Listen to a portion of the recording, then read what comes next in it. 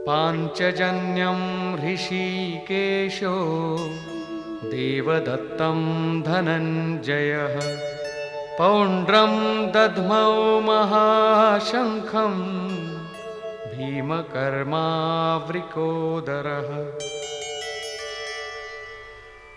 ऋषिकेशः, जो हृदय के सर्वस्व ज्ञाता है, उन कृष्ण ने 5 जन्य शंख बजाया।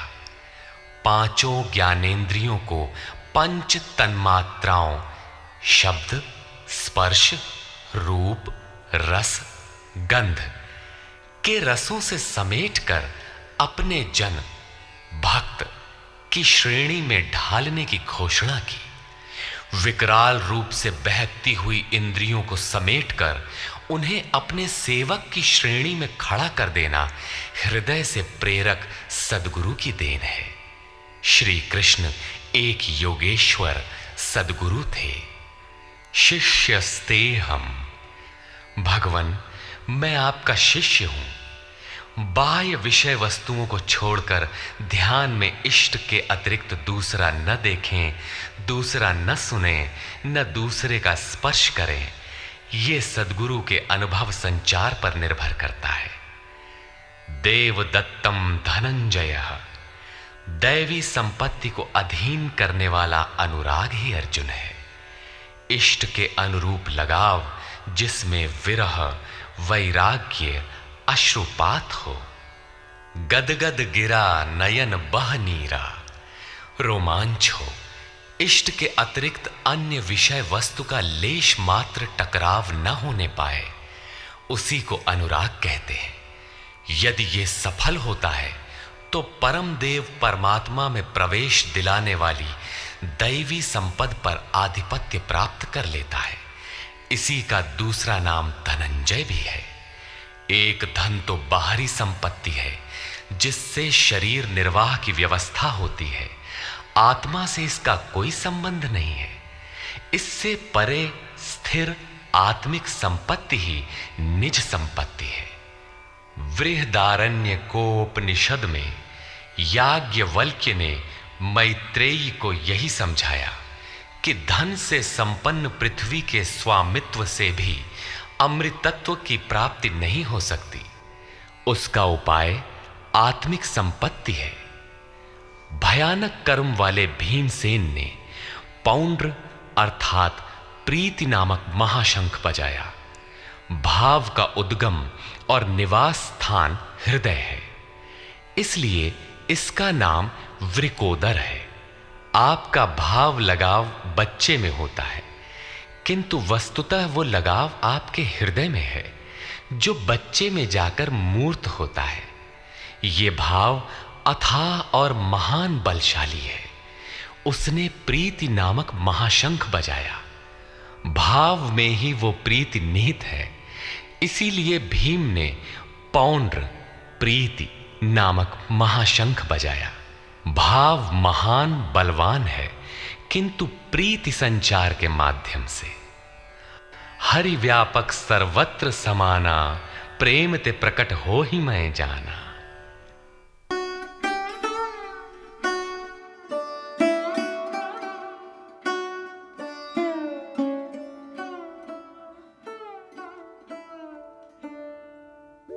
अनंत विजयं राजा कुंतीपुत्रो युधिष्ठिरः नकुलः सहदेवश्च सुघोषमणिपुष्पकौ।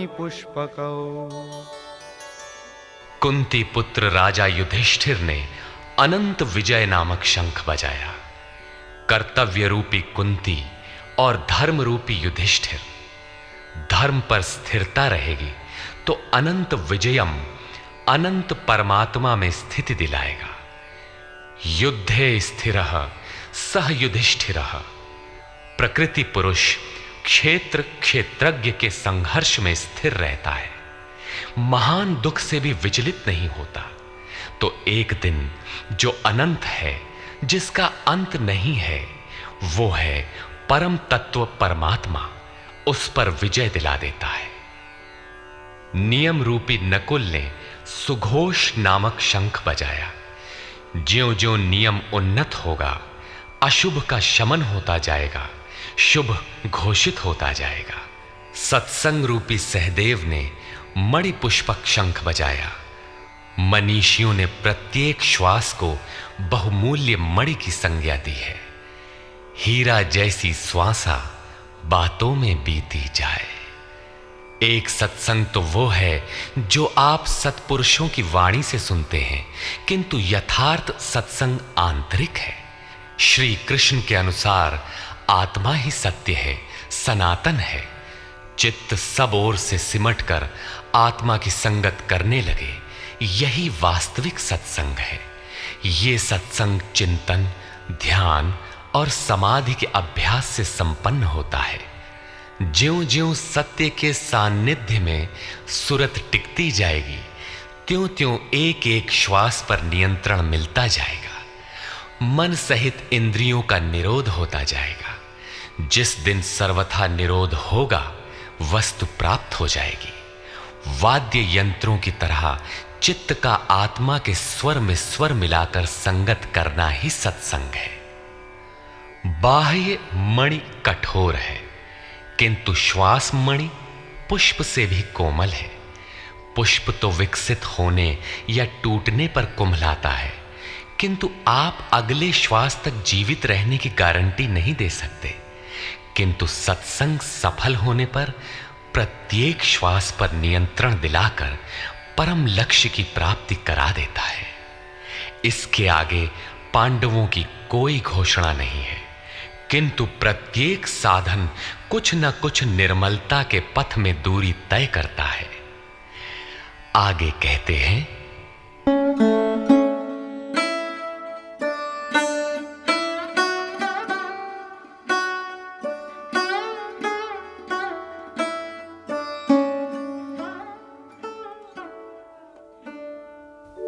काश्यश्च परमेश्वासः शिखण्डी च महारथः धृष्टद्युम्नो विराटश्च सात्यकिश्चापराजितः।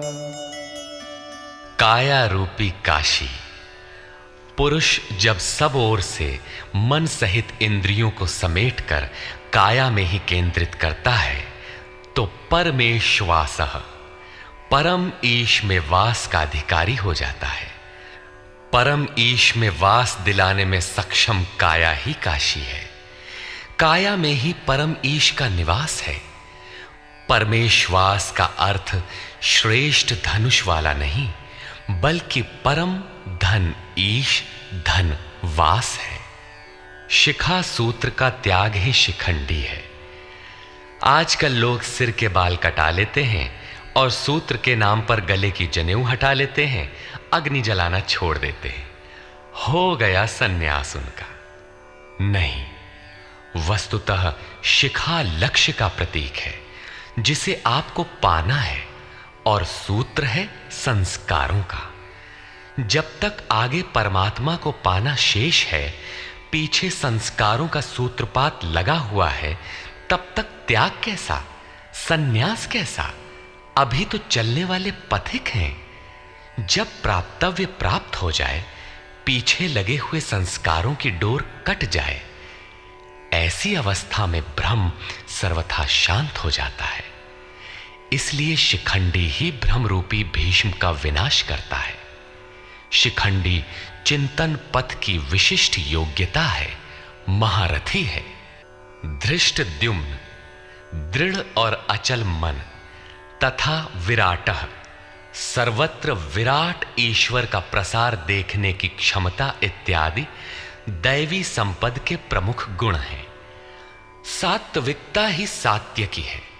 सत्य के चिंतन की प्रवृत्ति अर्थात सात्विकता यदि बनी है तो कभी गिरावट नहीं आने पाएगी, इस संघर्ष में पराजित नहीं होने देगी।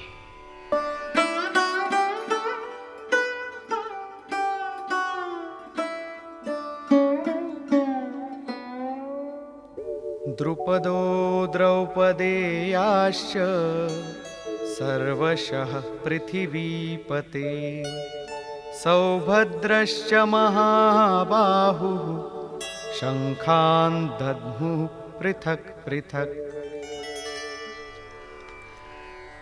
अचल पददायक द्रुपद और ध्यान रूपी द्रौपदी के पांचों पुत्र सहृदयता, वात्सल्य, लावण्य, सौम्यता इत्यादि साधन में महान सहायक महारथी हैं तथा बड़ी भुजा वाला अभिमन्यु, इन सब ने पृथक पृथक शंख बजाए।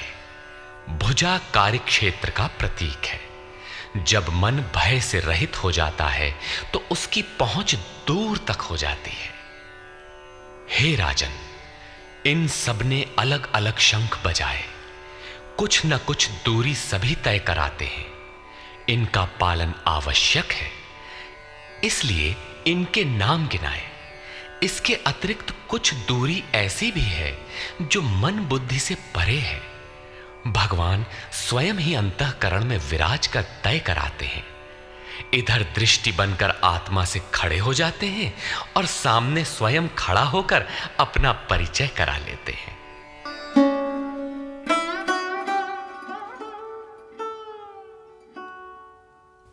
सघोषोधार्तराष्ट्राणां हृदयानि व्यदारयत्।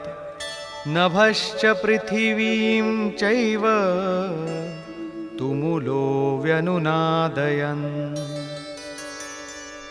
उस घोर शब्द ने आकाश और पृथ्वी को भी शब्दायमान करते हुए धृतराष्ट्र पुत्रों के हृदय विदीर्ण कर दिए। सेना तो पांडवों की ओर भी थी, किंतु हृदय विदीर्ण हुए धृतराष्ट्र पुत्रों के। वस्तुतः पांचजन्य दैवी शक्ति पर आधिपत्य, अनंत पर विजय, अशुभ का शमन और शुभ की घोषणा धारावाही होने लगे तो कुरुक्षेत्र आसुरी संपद बहिर्मुखी प्रवृत्तियों का हृदय विदीर्ण हो जाएगा। उनका बल शनैः शनैः क्षीण होने लगता है।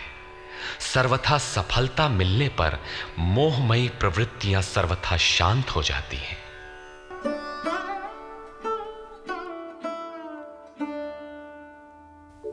अथ व्यवस्थितान् दृष्ट्वा धार्तराष्ट्रान् कपिध्वजः प्रवृत्ते शस्त्रसम्पाते धनुरुद्यम्य पाण्डवः।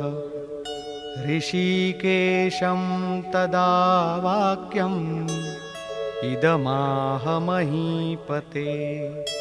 सेनयोरुभयोर्मध्ये रथं स्थापयमेच्युत।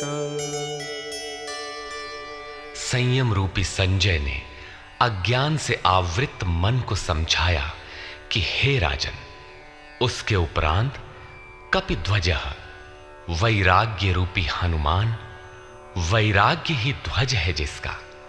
ध्वज राष्ट्र का प्रतीक माना जाता है। कुछ लोग कहते हैं ध्वजा चंचल थी, इसलिए कपिध्वज कहा गया, किंतु नहीं। यहां कपि साधारण बंदर नहीं, स्वयं हनुमान थे, जिन्होंने मान अपमान का हनन किया था। सममान निरादर आदरहीन। प्रकृति की देखी सुनी वस्तुओं से, विषयों से राग का त्याग ही वैराग्य है।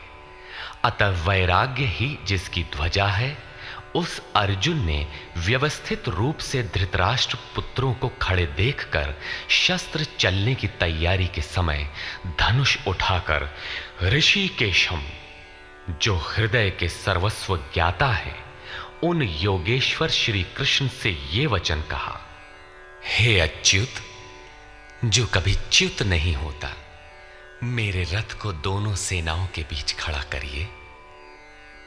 यहां सारथी को दिया गया आदेश नहीं, इष्ट सदगुरु से की गई प्रार्थना है। किस लिए खड़ा करें?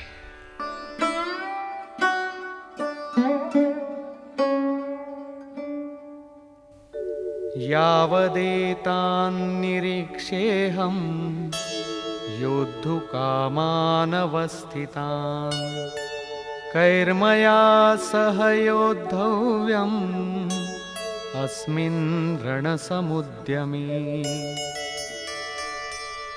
जब तक मैं इन स्थित हुए युद्ध की कामना वालों को अच्छी प्रकार देख न लूं कि इस युद्ध के उद्योग में मुझे किन किन के साथ युद्ध करना योग्य है, इस युद्ध व्यापार में मुझे किन किन के साथ युद्ध करना है।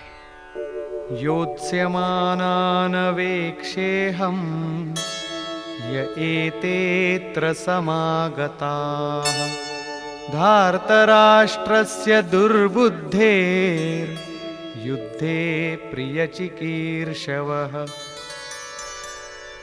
दुर्बुद्धि दुर्योधन का युद्ध में कल्याण चाहने वाले जो जो ये राजा लोग इस सेना में आए हैं, उन युद्ध करने वालों को मैं देखूंगा, इसलिए खड़ा करें। मोह रूपी दुर्योधन, मोहमयी प्रवृत्तियों का कल्याण चाहने वाले जो जो राजा इस युद्ध में आए हैं, उनको मैं देख लूं। संजय उवाच।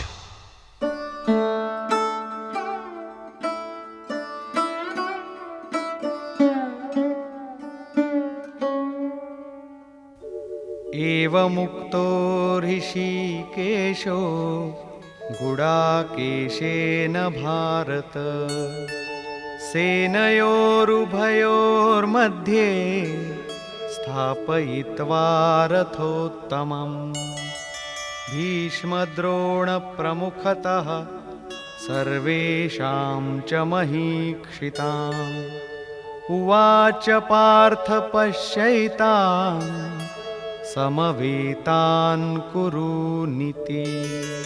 संजय बोला, निद्राजयी अर्जुन द्वारा इस प्रकार कहे जाने पर हृदय के ज्ञाता श्री कृष्ण ने दोनों सेनाओं के बीच भीष्म, द्रोण और महीक्षिताम शरीर रूपी पृथ्वी पर अधिकार जमाए हुए संपूर्ण राजाओं के बीच उत्तम रथ को खड़ा करके कहा कि पार्थ, इन इकट्ठे हुए कौरवों को देख, यहां उत्तम रथ सोने चांदी का रथ नहीं है।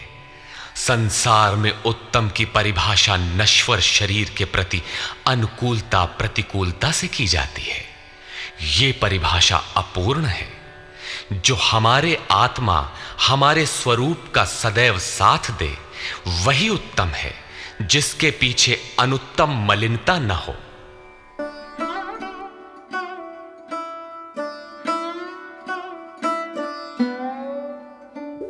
तत्रापश्यत् स्थितान् पार्थः पितॄनथ पितामहान् आचार्यान् मातुलान् भ्रातॄन् पुत्रान् पौत्रान् सखींस्तथा श्वशुरान् सुहृदश्चैव सेनयोरुभयोरपि। इसके उपरांत अचूक लक्ष्य वाले पार्थिव शरीर को रथ बनाने वाले पार्थ ने उन दोनों सेनाओं में स्थित पिता के भाइयों को, पितामहों को, आचार्यों को, मामाओं को, भाइयों को, पुत्रों को, पौत्रों को, मित्रों को, श्वसुरों को और सुहृदों को देखा। दोनों सेनाओं में अर्जुन को केवल अपना परिवार, मामा का परिवार, ससुराल का परिवार, सुहृद और गुरुजन दिखाई पड़े। प्रचलित गणना के अनुसार 18 अक्षौहिणी 2.5-3 अरब के लगभग होता है, जो आज के विश्व की जनसंख्या के समकक्ष है। इतने मात्र के लिए यदा कदा विश्व स्तर पर आवास, खाद्य समस्या बन जाती है। इतना बड़ा जन समूह अर्जुन के 3-4 रिश्तेदारों का परिवार मात्र था। क्या इतना बड़ा भी किसी का परिवार होता है? कदापि नहीं। यह हृदय देश का चित्रण है।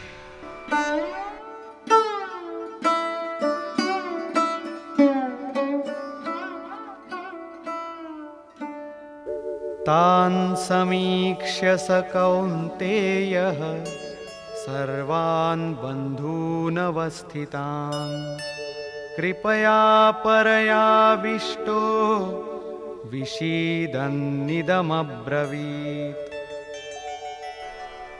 इस प्रकार खड़े हुए उन संपूर्ण बंधुओं को देखकर अत्यंत करुणा से आवृत वो कुंती पुत्र अर्जुन शोक करता हुआ बोला। अर्जुन उवाच।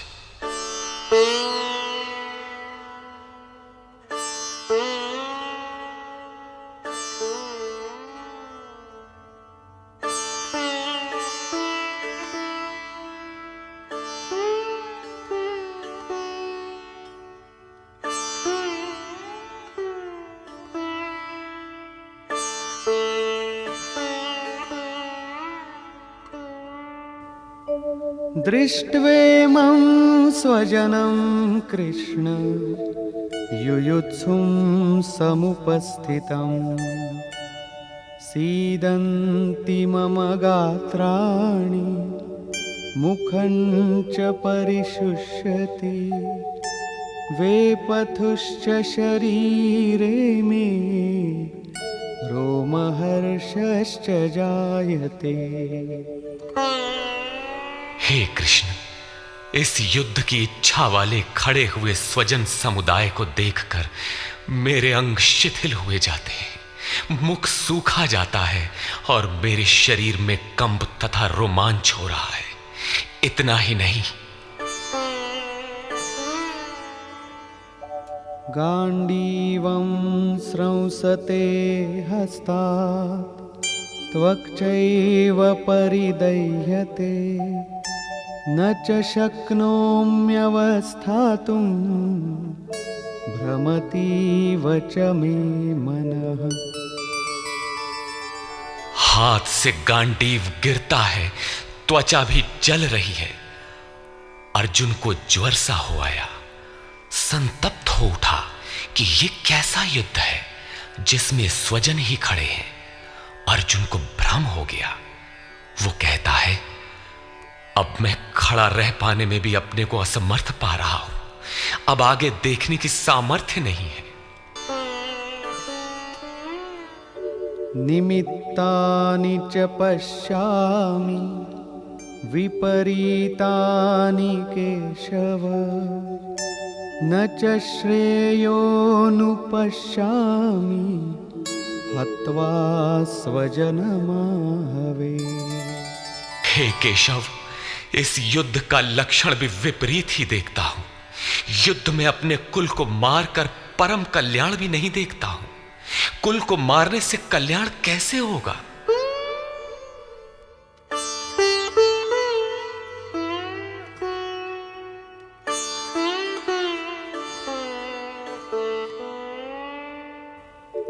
न कांक्षे विजयं कृष्ण न च राज्यं सुखानि च किन्नो राज्येन गोविन्द किं भोगैर्जीवितेन वा। संपूर्ण परिवार युद्ध के मुहाने पर है। इन्हें युद्ध में मारकर विजय से मिलने वाला राज्य और राज्य से मिलने वाला सुख अर्जुन को नहीं चाहिए। वो कहता है, हे श्री कृष्ण, मैं विजय नहीं चाहता, राज्य तथा सुख भी नहीं चाहता। हे गोविंद, हमें राज्य या भोग अथवा जीवन से भी क्या प्रयोजन है?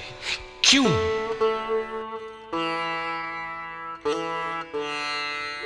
येषामर्थे कांक्षितं नो राज्यं भोगाः सुखानि च तैमेव स्थिता युद्धे प्राणान् त्यक्त्वा धनानि च।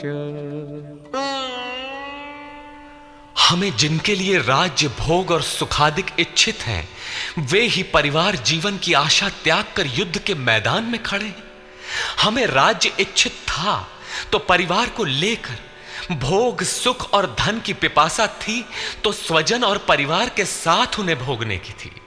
किंतु जब सब के सब प्राणों की आशा त्याग कर खड़े हैं तो मुझे सुख राज्य या भोग नहीं चाहिए। ये सब इन्हीं के लिए प्रिय थे। इनसे अलग होने पर हमें इनकी आवश्यकता नहीं है। जब तक परिवार रहेगा तब तक ये वासनाएं भी रहती हैं, झोपड़ी में रहने वाला भी अपने परिवार, मित्र और स्वजन को मारकर विश्व का साम्राज्य स्वीकार नहीं करेगा। अर्जुन यही कहता है कि हमें भोग प्रिय थे, विजय प्रिय थी, किंतु जिनके लिए थी, जब वे ही नहीं रहेंगे तो भोगों से क्या प्रयोजन? इस युद्ध में मारना किसे है?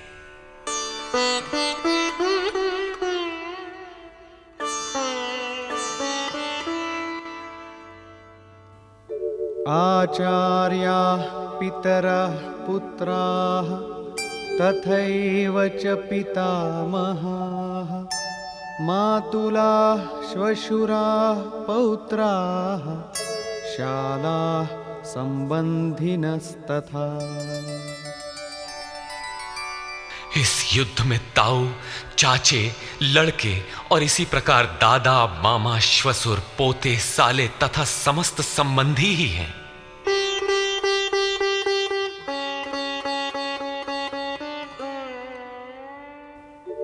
एतान्न हन्तुमिच्छामि घ्नतोऽपि मधुसूदन अपि त्रैलोक्यराज्यस्य हेतोः किन्नु मही कृते। हे मधुसूदन, मुझे मारने पर भी अथवा 3 लोक के राज्य के लिए भी मैं इन सबको मारना नहीं चाहता। फिर पृथ्वी के लिए कहना ही क्या? 18 अक्षौहिणी सेना में अर्जुन को अपना परिवार ही दिखाई पड़ा। इतने अधिक स्वजन वास्तव में क्या हैं? वस्तुतः अनुराग ही अर्जुन है। भजन के आरंभ में प्रत्येक अनुरागी के समक्ष यही समस्या रही है। सभी चाहते हैं कि हम भजन करें, उस परम सत्य को पालें, किंतु किसी अनुभवी सद्गुरु के संरक्षण में कोई अनुरागी जब क्षेत्रज्ञ के संघर्ष को समझता है कि हमें किन से लड़ना है, तो वो हताश हो जाता है। वो चाहता है कि हमारे पिता का परिवार, ससुराल का परिवार, मामा का परिवार, सुहृद, मित्र और गुरजन साथ रहें, सभी सुखी रहें और इन सब की व्यवस्था करते हुए हम परमात्म स्वरूप की प्राप्ति भी कर लें। किंतु जब वो समझता है कि आराधना में अग्रसर होने के लिए परिवार छोड़ना होगा, इन संबंधों का मोह समाप्त करना होगा, तो वो अधीर हो उठता है। पूज्य महाराज जी कहा करते थे, मरना और साधु होना बराबर है। साधु के लिए सृष्टि में दूसरा कोई जीवित है भी, किंतु घर वालों के नाम पर कोई नहीं है। यदि कोई है तो लगाव है। मोह समाप्त कहां हुआ?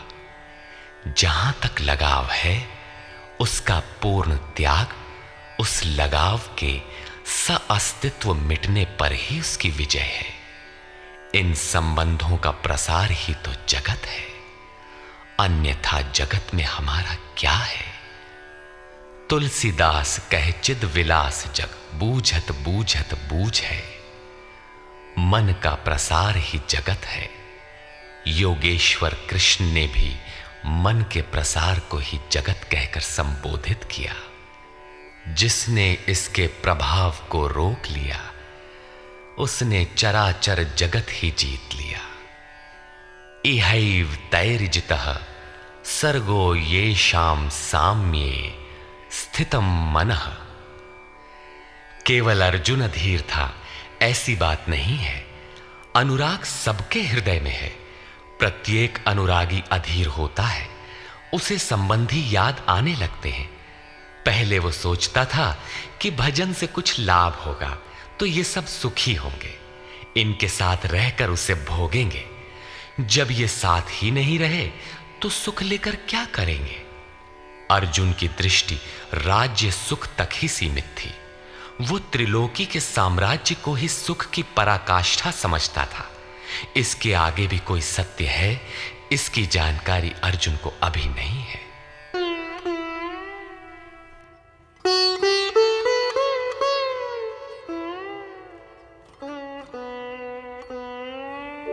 निहत्य धार्तराष्ट्रान्नः का प्रीतिः स्याज्जनार्दन पापमेवाश्रयेदस्मान् हत्वैतानाततायिनः।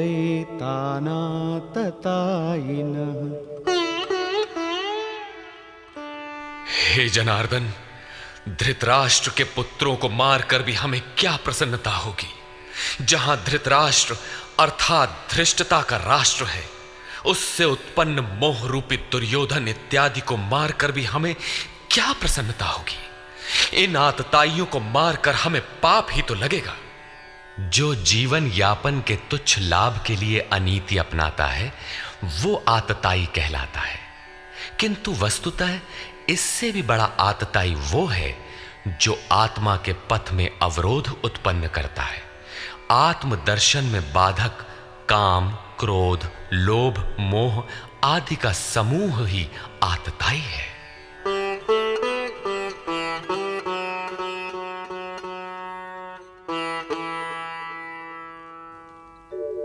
तस्मान्नार्हा वयं हन्तुं धार्तराष्ट्रान् स्वबान्धवान् स्वजनं हि कथं हत्वा सुखिनः स्याम माधव। इससे हे माधव, अपने बांधव धृतराष्ट्र के पुत्रों को मारने के लिए हम योग्य नहीं हैं। स्वबांधव कैसे? वे तो शत्रु थे ना। वस्तुतः शरीर के रिश्ते अज्ञान से उत्पन्न होते हैं। ये मामा है, ससुराल है, स्वजन समुदाय है, ये सब अज्ञान ही तो है। जब शरीर ही नश्वर है तब इसके रिश्ते ही कहां रहेंगे।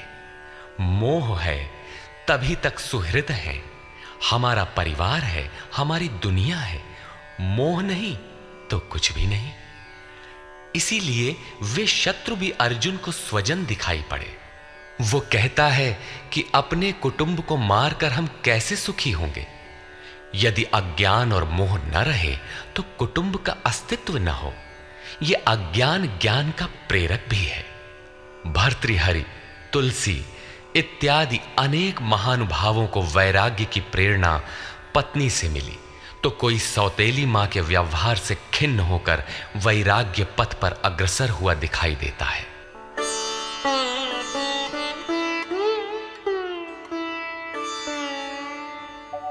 यद्यप्येतेन पश्यन्ति लोभोपहत चेतसः कुलक्षयकृतं दोषं मित्रद्रोहे च पातकम्। यद्यपि लोभ से भ्रष्ट चित्त हुए ये लोग कुल नाश के दोष और मित्र द्रोह के पाप को नहीं देखते हैं, ये उनकी कमी है। फिर भी कथं न ज्ञेयमस्माभिः पापादस्मान्निवर्तितुं कुलक्षयकृतं दोषं प्रपश्यद्भिर्जनार्दन। हे जनार्दन, कुल नाश से होने वाले दोषों को जानने वाले हम लोगों को इस पाप से हटने के लिए क्यों नहीं विचार करना चाहिए। मैं ही पाप करता हूं ऐसी बात नहीं, आप भी भूल करने जा रहे हैं। कृष्ण पर भी आरोप लगाया। अभी वो समझ में अपने को कृष्ण से कम नहीं मानता। प्रत्येक नया साधक सद्गुरु की शरण जाने पर इसी प्रकार तर्क करता है और अपने को जानकारी में कम नहीं समझता। यही अर्जुन भी कहता है कि ये भले न समझें, किंतु हम आप तो समझदार हैं। कुल नाश के दोषों पर हमें विचार करना चाहिए। कुल नाश में दोष क्या है? कुलक्षये प्रणश्यन्ति कुलधर्माः सनातनाः धर्मे नष्टे कुलं कृत्स्नम् अधर्मोऽभिभवत्युत। कुल के नाश होने से सनातन कुल धर्म नष्ट हो जाते हैं। अर्जुन कुल धर्म कुलाचार को ही सनातन धर्म समझ रहा था। धर्म के नाश होने पर संपूर्ण कुल को पाप भी बहुत दबा लेता है। अधर्माभिभवात् कृष्ण प्रदुष्यन्ति कुलस्त्रियः। स्त्रीषु दुष्टासु वार्ष्णेय जायते वर्णसंकरः। हे कृष्ण, पाप के अधिक बढ़ जाने से कुल की स्त्रियां दूषित हो जाती हैं। हे वार्ष्णेय, स्त्रियों के दूषित होने पर वर्ण संकर उत्पन्न होता है। अर्जुन की मान्यता थी कि कुल की स्त्रियों के दूषित होने से वर्ण संकर होता है, किंतु श्री कृष्ण ने इसका खंडन करते हुए आगे बताया कि मैं अथवा स्वरूप में स्थित महापुरुष यदि आराधना क्रम में भ्रम उत्पन्न कर दे तब वर्ण संकर होता है। वर्ण संकर के दोषों पर अर्जुन प्रकाश डालता है।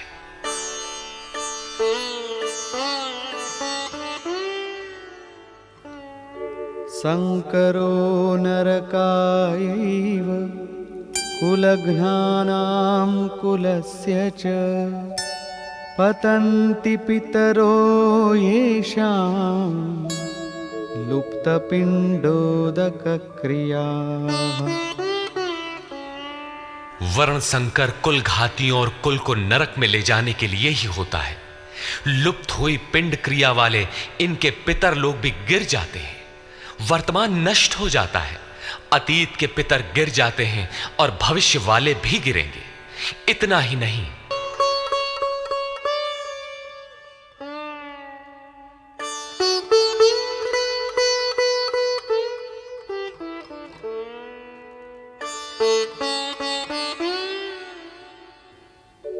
दोषैरेतैः कुलघ्नानां वर्णसंकरकारकैः उत्साद्यन्ते जातिधर्माः कुलधर्माश्च शाश्वताः।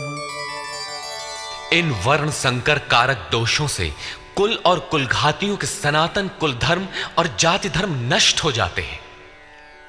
अर्जुन मानता था कि कुल धर्म सनातन है, कुल धर्म ही शाश्वत है, किंतु श्री कृष्ण ने इसका खंडन किया और आगे बताया कि आत्मा ही सनातन शाश्वत धर्म है।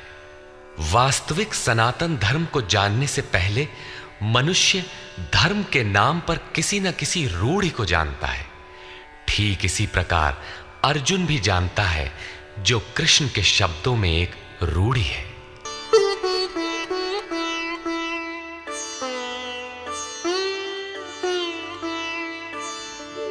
उत्सन्नकुलधर्माणां मनुष्याणां जनार्दन नरके नियतं वासो भवतीत्यनुशुश्रुम।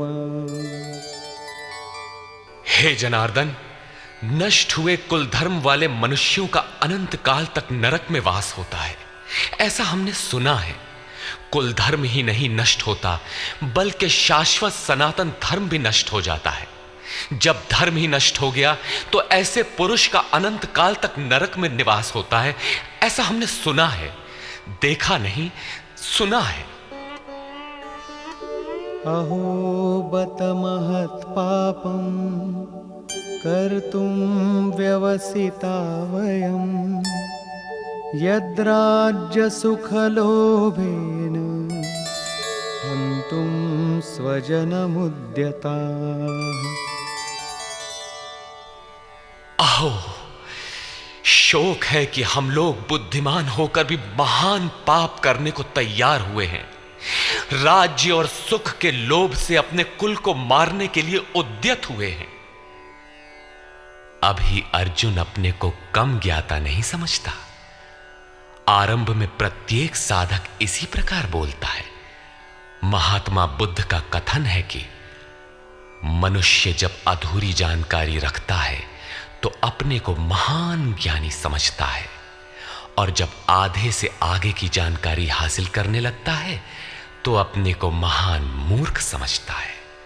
ठीक इसी प्रकार अर्जुन भी अपने को ज्ञानी ही समझता है। वो कृष्ण को ही समझाता है कि उस पाप से परम कल्याण हो ऐसी बात भी नहीं। केवल राज्य और सुख के लोभ में पड़कर हम लोग कुल नाश करने को उद्यत हुए हैं, महान भूल कर रहे हैं। हम ही भूल कर रहे हैं ऐसी बात नहीं, आप भी भूल कर रहे हैं। एक धक्का कृष्ण को भी दिया। अंत में अर्जुन अपना निर्णय देता है।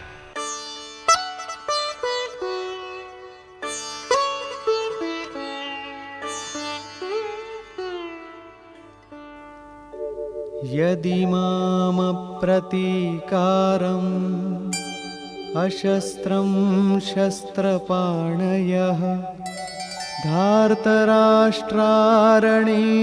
हन्युः तन्मे क्षेमतरं भवेत्। यदि मुझ शस्त्र रहित न सामना करने वाले को शस्त्रधारी धृतराष्ट्र के पुत्र रण में मारे तो उनका वो मारना भी मेरे लिए अति कल्याणकारक होगा। इतिहास तो कहेगा कि अर्जुन समझदार था, जिसने अपनी बलि देकर युद्ध बचा लिया। लोग प्राणों की आहुति दे डालते हैं कि भोले भाले मासूम बच्चे सुखी रहें, कुल तो बचा रहे। मनुष्य विदेश चला जाए, वैभवपूर्ण प्रासाद में रहे, किंतु 2 दिन बाद उसे अपनी छोड़ी हुई झोपड़ी याद आने लगती है। मोह इतना प्रबल होता है। इसीलिए अर्जुन कहता है कि शस्त्रधारी धृतराष्ट्र के पुत्र मुझ न प्रतिकार करने वाले को रण में मार दें, तब भी वो मेरे लिए अति कल्याणकारी होगा, ताकि लड़के तो सुखी रहें। संजय उवाच।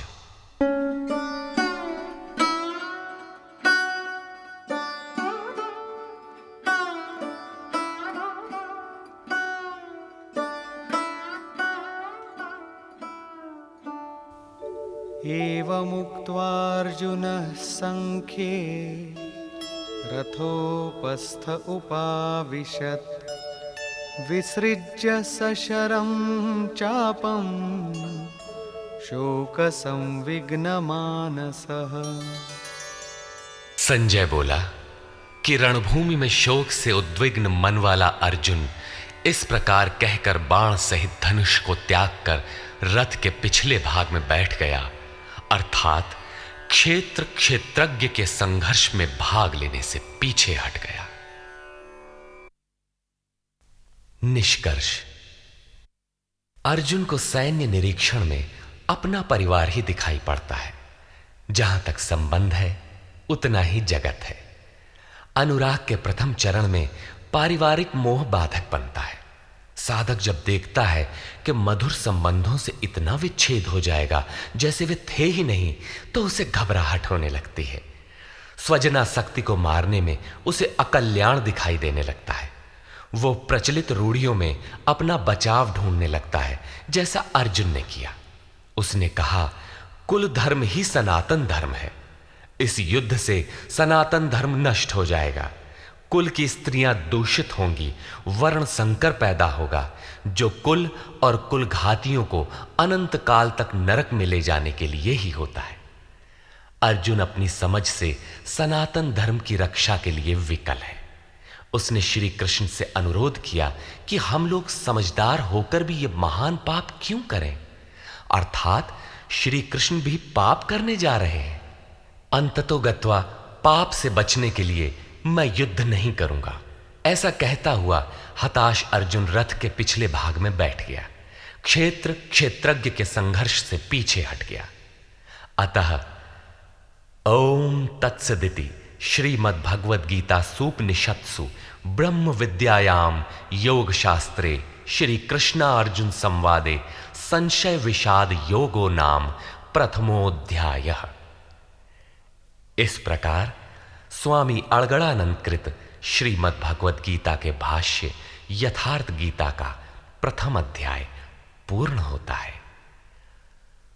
हरि ओम तत्सत।